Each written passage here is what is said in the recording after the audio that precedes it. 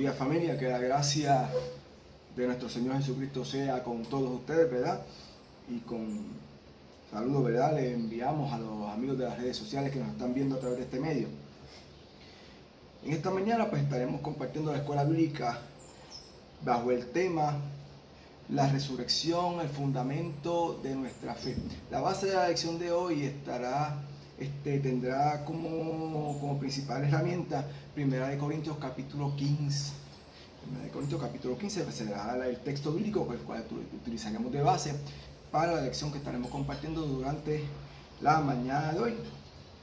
Pero antes de continuar, ¿verdad? No podemos hacer nada sin dirigirnos al Señor en oración para que Él nos hable a través de su palabra. Te alabamos, Señor, y te glorificamos por siempre. Gracias te damos por la bendición, Señor, de llamarnos un día para salvación. Gracias, Padre, porque tú estás siempre a nuestro lado, porque caminas con nosotros, tanto en los momentos buenos como en los no tan buenos, estás ahí siempre. Y por eso vivimos agradecidos. Y en esa actitud, Señor, de agradecimiento y total dependencia de ti, nos presentamos para que tú nos hables a través de tu palabra, de la escuela bíblica de esta mañana. Sabemos que tienes mensaje destinado para cada uno de nosotros, Señor.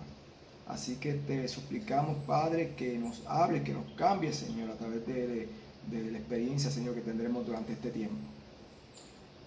Nos ponemos en tus manos, Señor, para que hagas tu santa y divina voluntad en cada uno de nosotros. Te lo pedimos todo en el nombre de tu Hijo Jesús. Amén. Amén.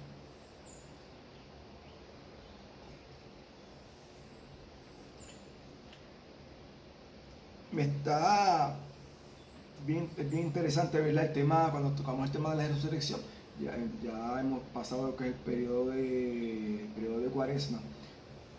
Pero el tema de la resurrección no debe estar simplemente encajonado en un periodo específico del año, ¿verdad? La Cuaresma o Semana Santa, sino que debe ser un tema que debe estar en nuestra boca diario, porque así como vamos a estar viendo, ¿verdad? Durante la lección de hoy, el tema de la resurrección es el fundamento de nuestra fe. Y la base, ¿verdad?, que tendremos para este estudio es la lección que nos prepara Mary Jo Sharp, profesora de apologética de la Houston Baptist University en Texas. Así que tendremos eso como base, ¿verdad?, la cual usa 1 Corintios 15 para desarrollar el tema de la resurrección. Y iniciando, me está bien interesante y bien peculiar cómo a través de la historia, tanto la tradición, ¿verdad?, como la cultura, le ha puesto tanto énfasis y tanta importancia como lo más importante de todo, a lo que es el evento de la Navidad. La Navidad es importante porque celebramos el nacimiento de nuestro Señor Jesucristo. Pero sin la resurrección, la Navidad no tendría la importancia que tiene. Sin la resurrección, la muerte de Jesús no tendría la importancia que tiene. Así que yo soy de los que pienso que si hay un evento que debemos la iglesia cristiana celebrar con mucho énfasis, no es tanto la Navidad. Celebramos la Navidad, pero debemos celebrar con igual énfasis la resurrección, porque gracias a ella, ¿verdad?, es que se fundamenta nuestra fe y el por qué estamos aquí. Y cómo la promesa del Mesías, la promesa de Dios encarnado, se cumple no solamente en el nacimiento ni en su muerte, sino que se cumple todo a través de la resurrección. Así que, dejando eso claro, haremos un recorrido en este tiempo, no solamente a través de las escrituras, ¿verdad?, sino como la historia valida de alguna manera no solamente la muerte de Jesús, las pruebas, ¿verdad?, de historiadores, solamente la muerte, sino el evento de la resurrección a través de los testigos. Y eso es lo que estaremos, ¿verdad?, no solamente teniendo de base 1 Corintios 15, sino vamos a ver cómo paralelamente se ve todo esto a través de las escrituras. Iniciamos, ¿verdad?, los versos del 1 al 3 de 1 Corintios capítulo 15. Dice Pablo: y que fue sepultado, que resucitó al tercer día, conforme a las Escrituras, por el cual asimismo, si retenéis la palabra que os he predicado, sois salvos, si no creísteis en vano. Porque primeramente os he enseñado lo que asimismo recibí, que Cristo murió por nuestros pecados conforme a las Escrituras. El tema de la muerte de Jesús no solamente se toca, porque históricamente, ¿verdad? Lo vemos a través de los evangelios, pero el Antiguo Testamento habla acerca de lo que vendría.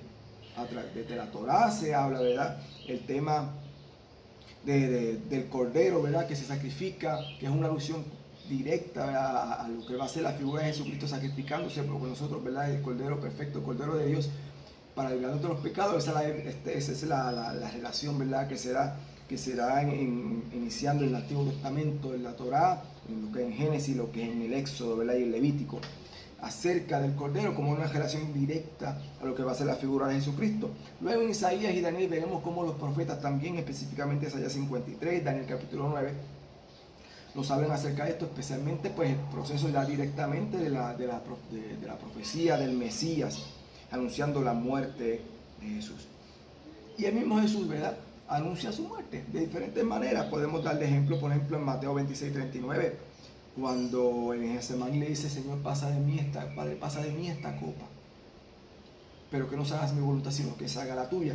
Así que es una alusión completa, ¿verdad? Completa sumisión a su Padre por lo que viene, lo que va a ocurrir en su vida, asumiendo que vendrá, la muerte estaba ahí. Lucas 29, el mismo Jesús presenta la parábola de los labradores malvados, ¿verdad? De cuando el amo envía a su hijo tendiendo que lo iban a respetar, que lo iban a hacer igual que a los siervos que había enviado inicialmente. Sin embargo, a él lo respetaron y a él lo sacrificaron, haciendo clara alusión de lo que pasaría con Jesús. Y Juan capítulo 3, versos 14 y 15 también nos habla acerca de Jesús, también, ¿verdad? Habla acerca del tema de su muerte. Pero saliéndonos un momento de lo que son los escritos bíblicos, vámonos a los historiadores. Que la historia, ¿verdad?, nos habla acerca de la figura de Jesús y de su muerte. Primeramente, Flavio José, un historiador judío para el primer siglo, él habla en sus escritos de cómo los principales, ¿verdad?, judíos crucifican a Jesús.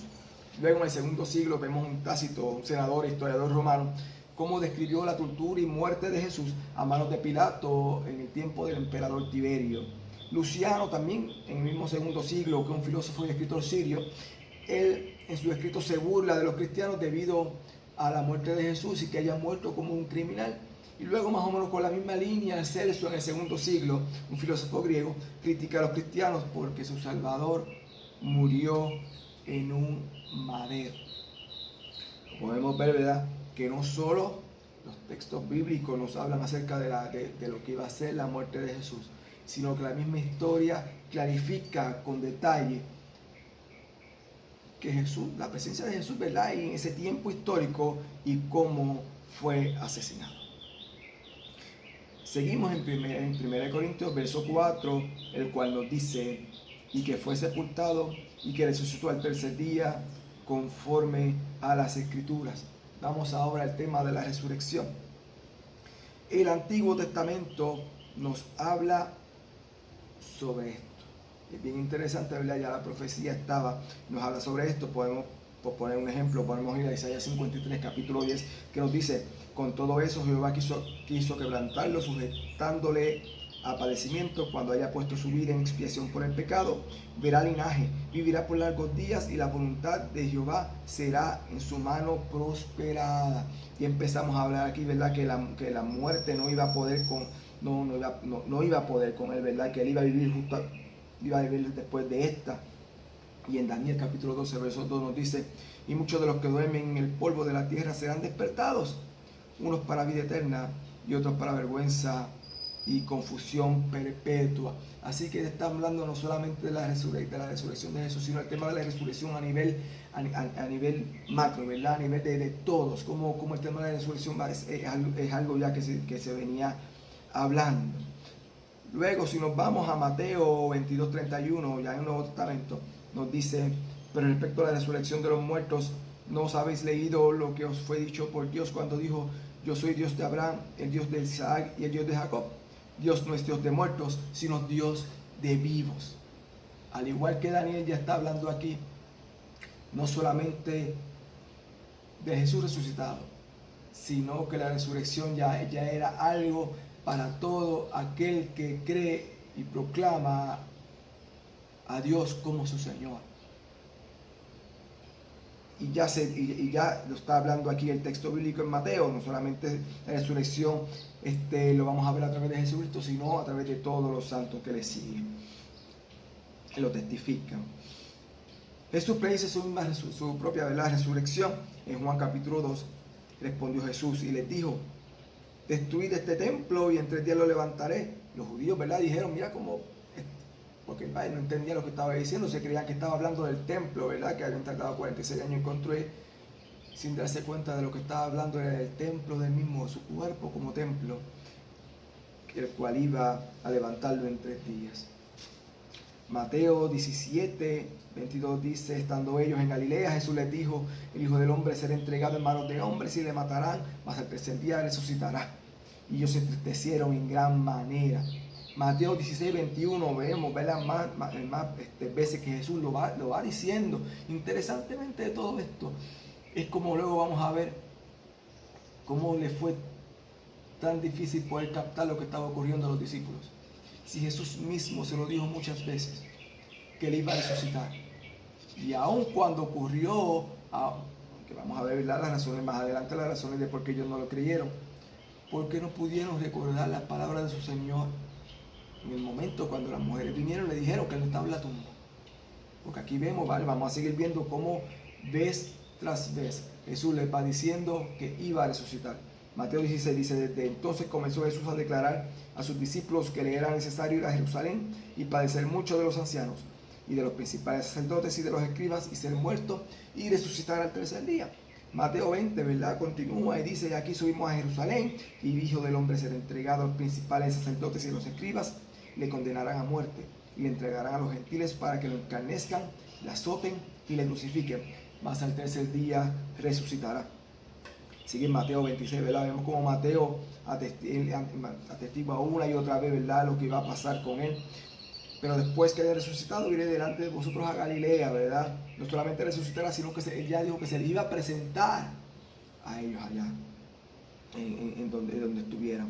Marcos, ¿verdad? Marcos nos dice: descendiendo ellos del monte, les mandó a que a nadie dijesen lo que habían visto, sino cuando el Hijo del Hombre hubiese resucitado de los muertos. Y guardaron la palabra entre sí, discutiendo qué sería aquello, ¿verdad?, de resucitar de entre los muertos. No entendían lo que estaba ocurriendo. Esto era parte del secreto mesiánico, ¿verdad?, de que se habla mucho en el texto de Marcos. Hasta aquí, ¿verdad?, esa intención, ¿verdad?, por lo menos Marcos marca mucho esa intención de hasta que llegue su tiempo y que lo vamos a declarar. Pero con todo eso, ¿verdad?, ellos tenían duda y no sabían, no entendían las palabras del Señor. Lucas 9, 22 nos dice que es necesario que el Hijo del Hombre padezca muchas cosas y sea desechado por los ancianos, por los principales sacerdotes y por los escribas, y que sea muerto y que resucite al 3er día. Vemos claramente, ¿verdad?, cómo texto tras texto va Jesús testificando. Estamos viendo ahora a través de las Escrituras cómo Jesús va declarando una y otra vez, no solamente en uno de los evangelios, sino en todos los evangelios, cómo va declarando lo que iba a ocurrir con él, no solamente su muerte, sino la resurrección. Regresamos a Corintios, los versos 5 y 8. 5 al 8 nos dice: y que apareció a Cefas después a los 12. Después apareció a más de 500 hermanos a la vez, de los cuales muchos viven aún y otros ya duermen. Después apareció a Jacobo, ¿verdad?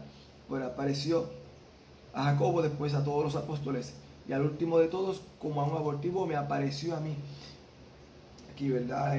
Pablo me sorprende, ¿verdad?, la manera como le expresa, cómo se expresa de sí mismo, ¿verdad?, con esa humildad, diciendo: yo no merecía todo esto que él me ha dado. Sin embargo, él se plació en mí, sin yo merecerlo, se apareció a mí, siendo yo un abortivo, ¿verdad?, como él se pone. Así que Es fuerte de escucharlo, ¿verdad? Pero también de una manera tierna, como él se expresa. Múltiples testigos lo vieron y eso es lo que vamos a ver aquí.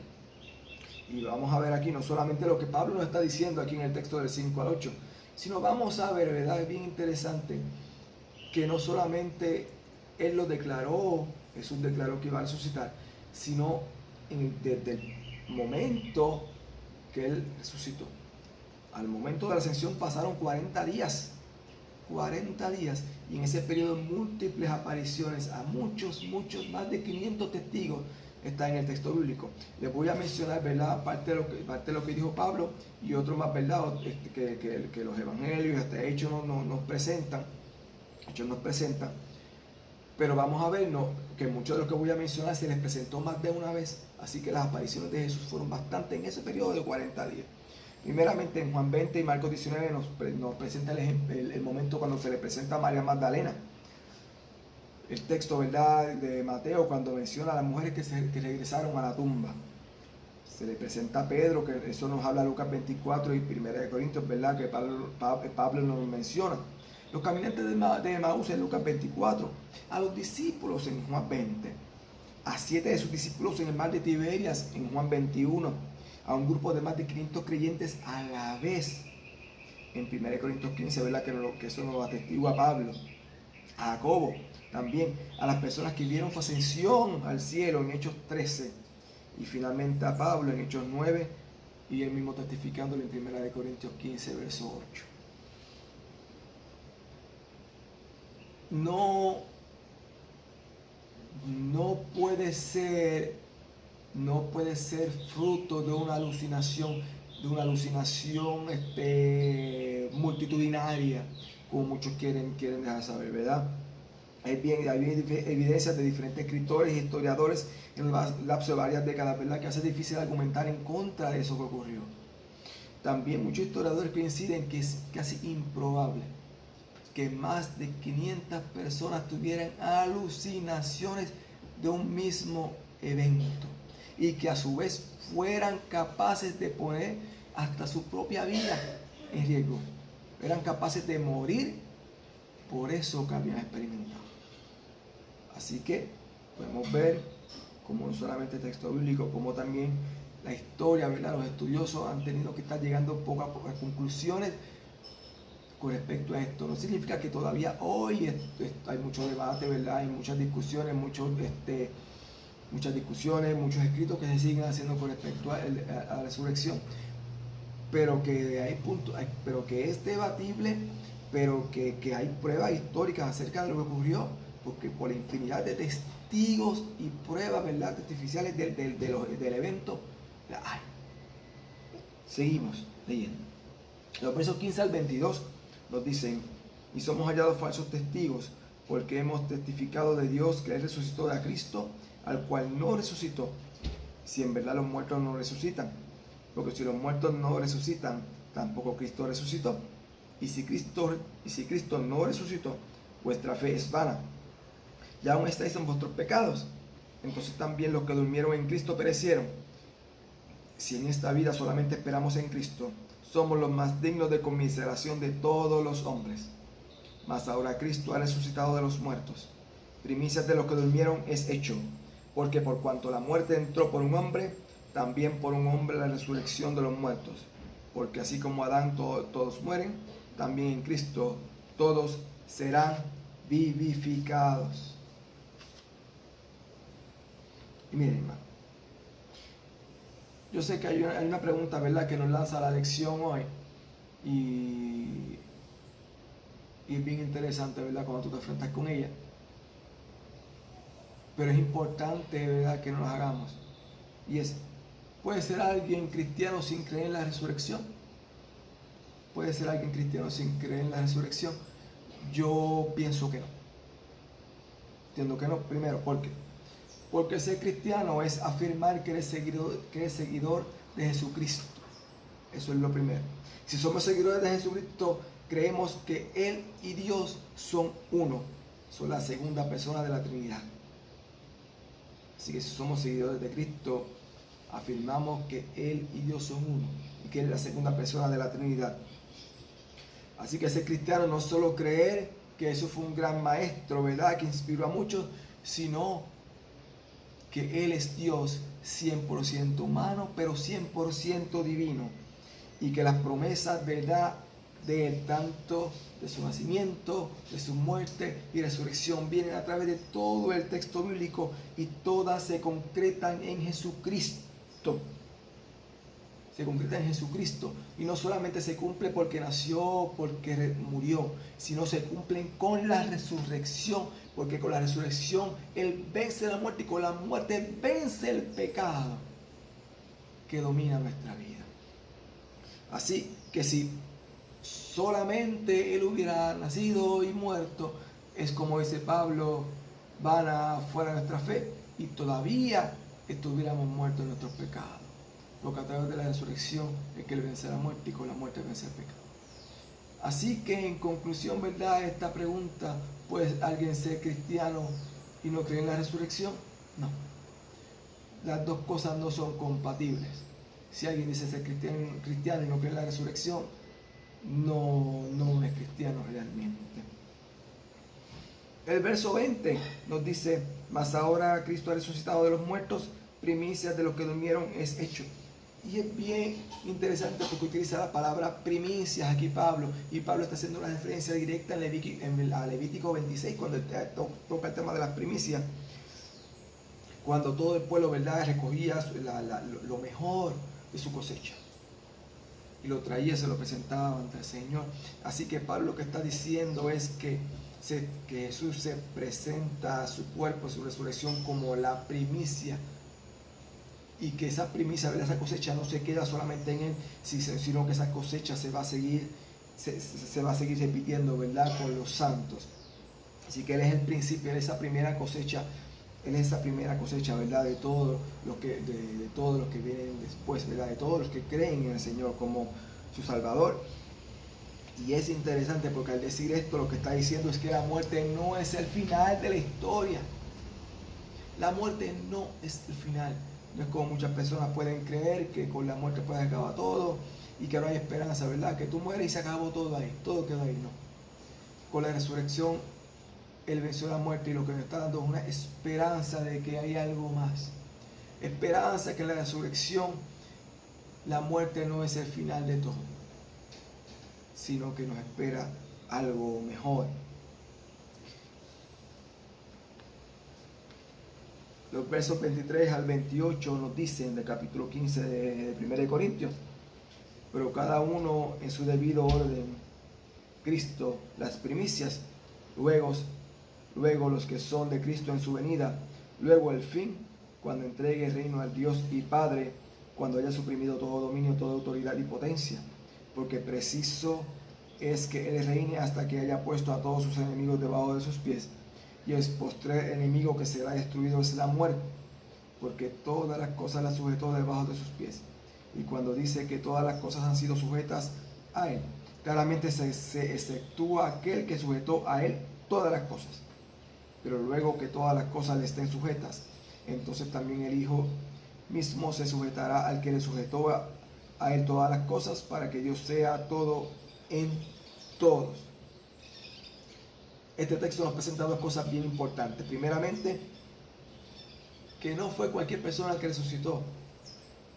No fue un profeta más, no fue un maestro, no. Fue Dios mismo que venció la muerte. Fue Dios mismo que resucitó. Dios se hizo carne a través de la figura de Jesús. Murió y resucitó. Y segundo, que aquí muestra cómo Jesús tiene poder sobre la muerte. Tiene poder sobre todo. Tiene poder sobre todo. Y los milagros atestiguan todo eso. Todo está sujeto bajo sus pies. Así que podemos preguntar que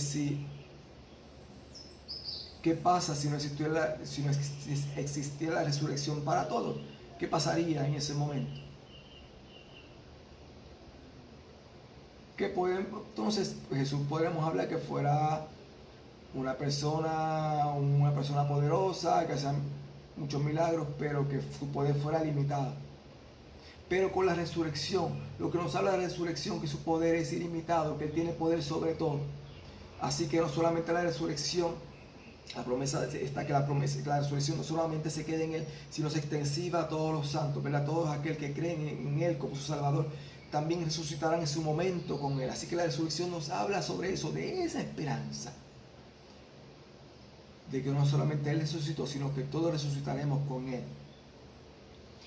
Los versos 54 y 58 de 1 Corintios 15 dicen: cuando esto corruptible se haya vestido de incorrupción y esto mortal se haya vestido de inmortalidad, entonces se cumplirá la palabra que está escrita: sorbida es la muerte en victoria.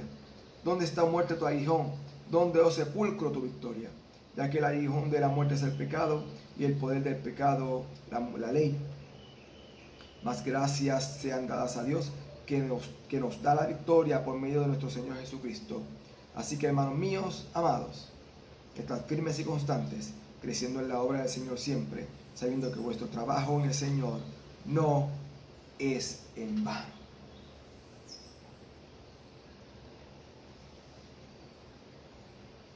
Aquí Pablo cita a los profetas en esta parte final, ¿verdad? Cita a los profetas. Primeramente cita a Isaías 25, verso 8, y se lo voy a leer.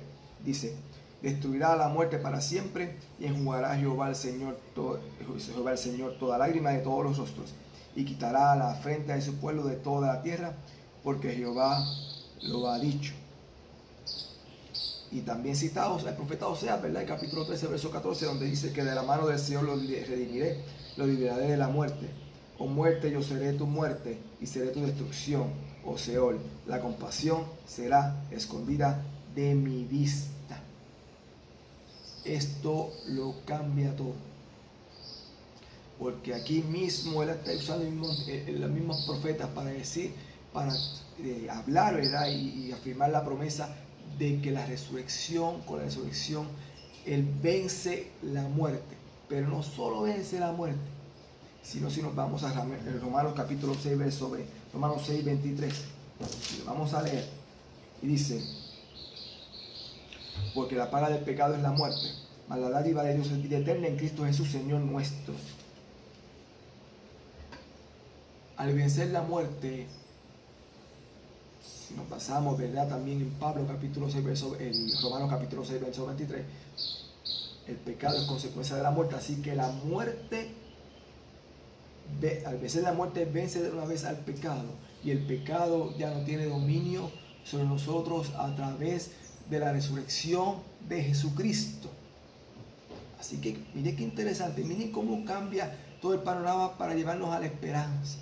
Por eso, cuando afirmamos que la resurrección es el fundamento de nuestra fe, es que toda la promesa no se cumple en el nacimiento, no se cumple solamente con la muerte, se cumple la resurrección, porque tenía que ocurrir todo eso para que la promesa se cumpliera completa, para tener esperanza en el Señor, de que la muerte no era el final, del pecado no iba a tener más dominio sobre nosotros, y todo es a través de la figura de Jesucristo y de su resurrección.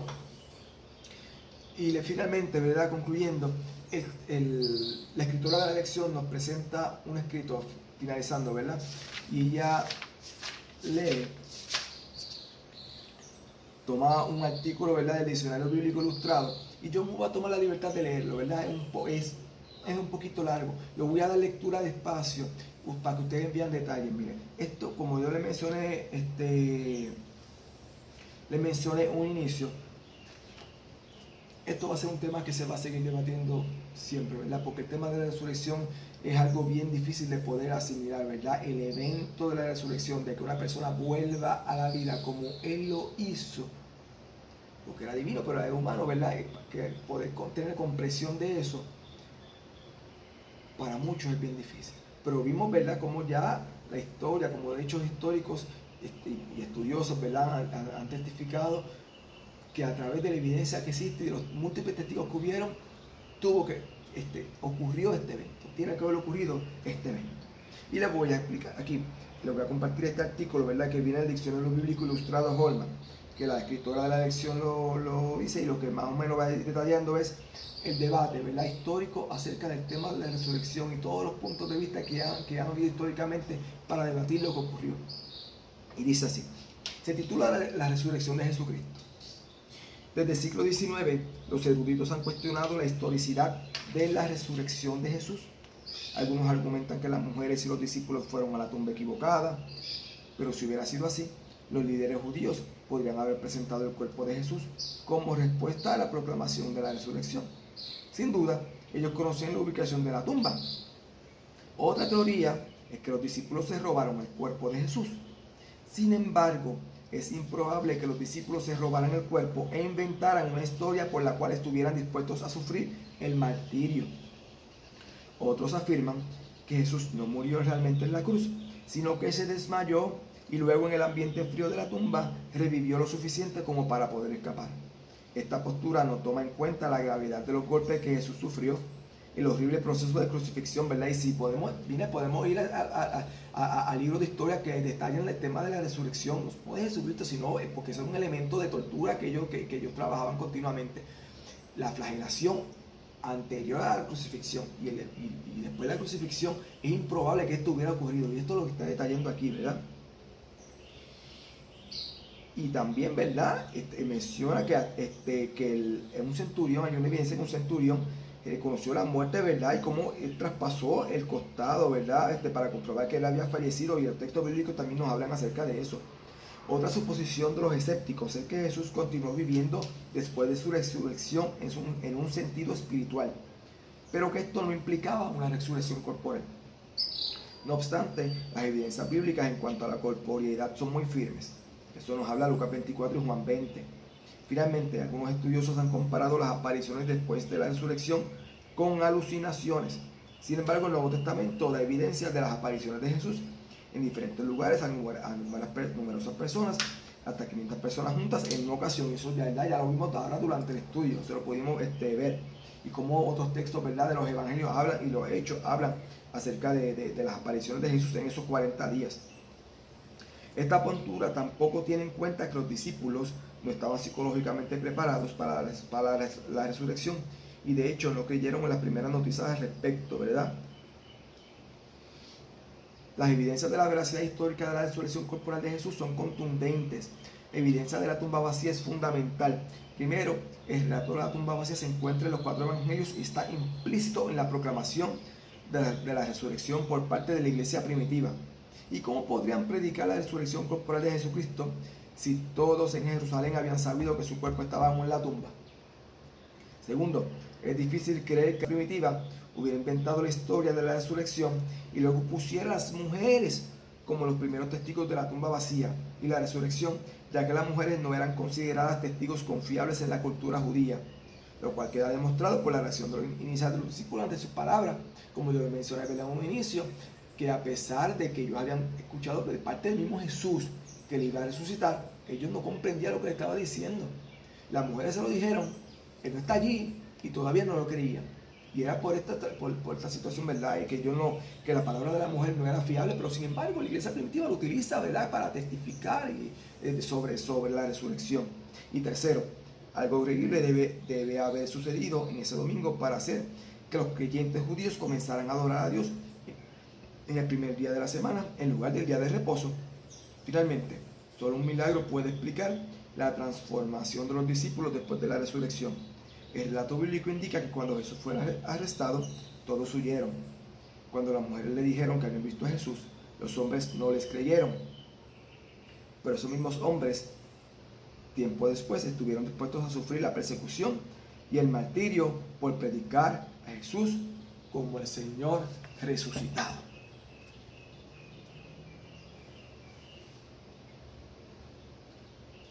Evidencia histórica está.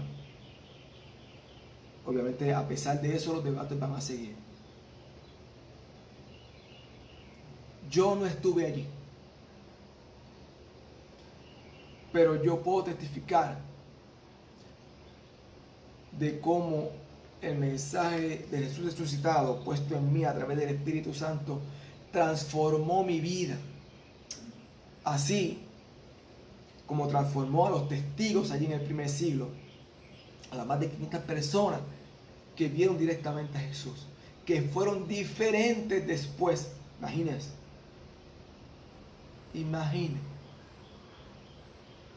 Yo puedo hablar de mí, de cómo el mensaje del resucitado transformó mi vida y la vida de los míos. ¿Recuerdas ese momento cuando el Espíritu Santo tocó tu vida, tocó tu corazón?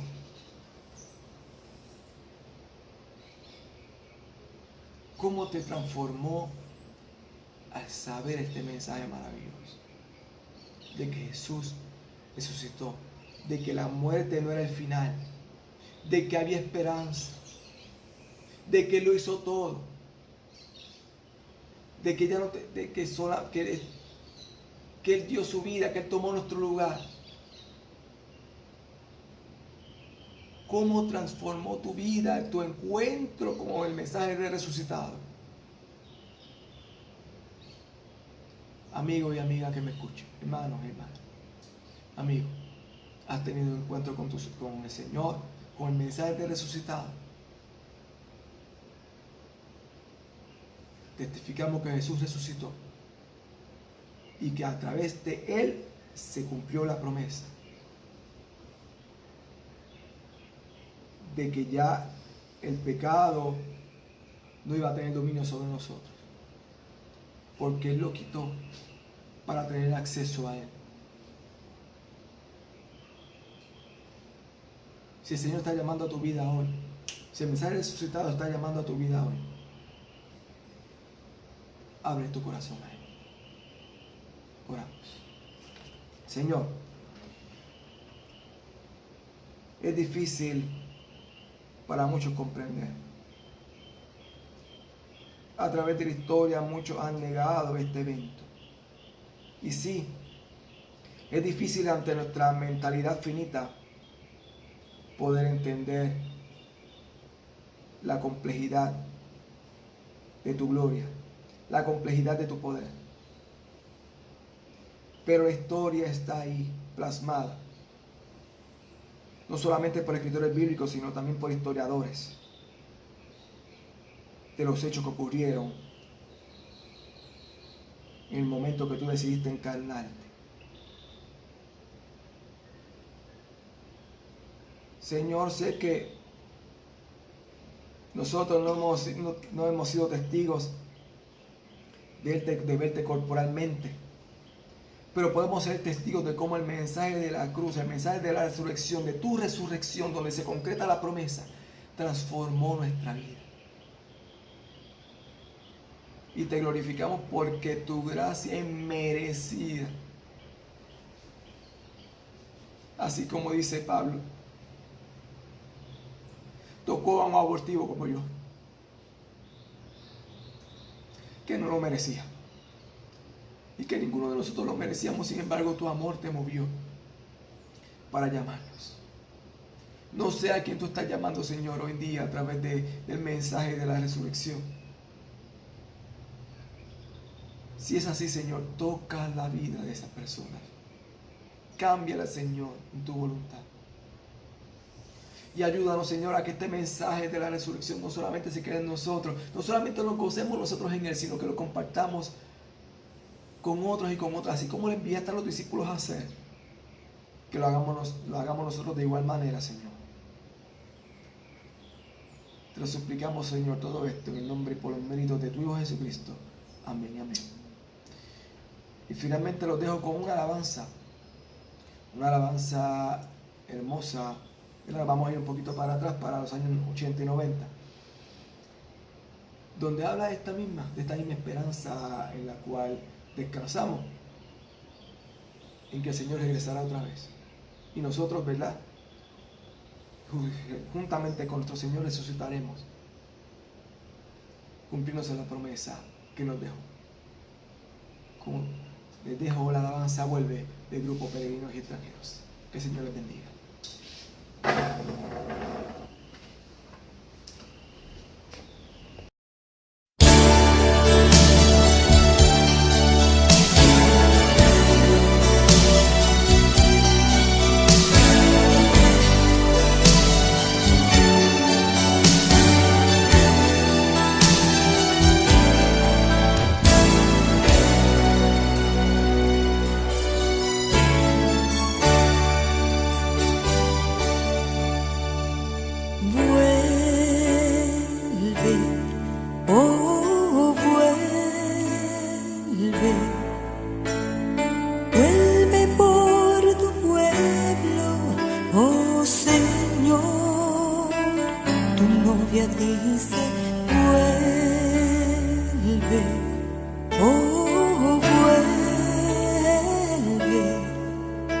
El espíritu y la novia dicen ven. ¿Dónde está, oh muerte, tu aguijón? ¿Dónde, oh sepulcro, tu victoria? Sorbida es la muerte en victoria.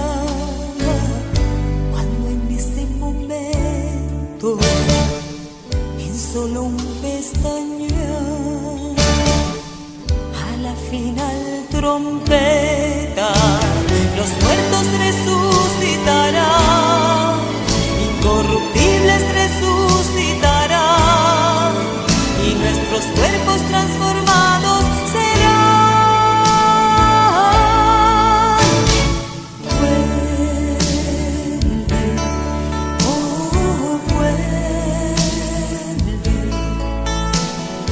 vuelve por tu pueblo, oh Señor. Tu novia dice vuelve, oh vuelve.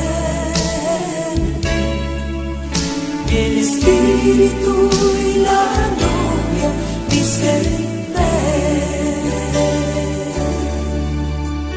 Por tanto no durmamos como los demás, sino velemos y seamos sobrios, porque el mismo Señor, con voz de arcángel, con trompeta de Dios, descenderá del cielo. Muertos en Cristo resucitarán, y los que hayamos quedado seremos arrebatados juntamente con ellos. En el aire le recibiremos, y así estaremos para siempre con él.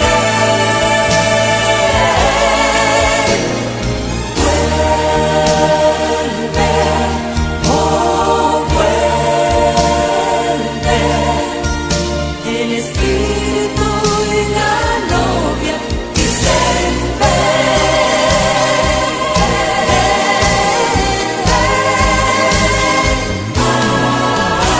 por tanto no durmamos como los demás, sino velemos y seamos sobrios, porque el mismo Señor, con voz de arcángel, con trompeta de Dios, descenderá del cielo.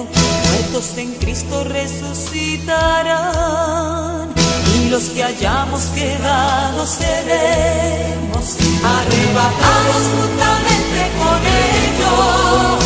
En el aire le recibiremos, y así estaremos para siempre con él. Vuelve, oh vuelve. El espíritu y la novia dicen ven. Vuelve, oh vuelve. Vuelve por tu pueblo, oh Señor. Tu novia dice vuelve, oh vuelve. El espíritu y la novia dicen ven. El espíritu y la novia dicen ven. El espíritu y la novia dicen ven, Señor Jesús.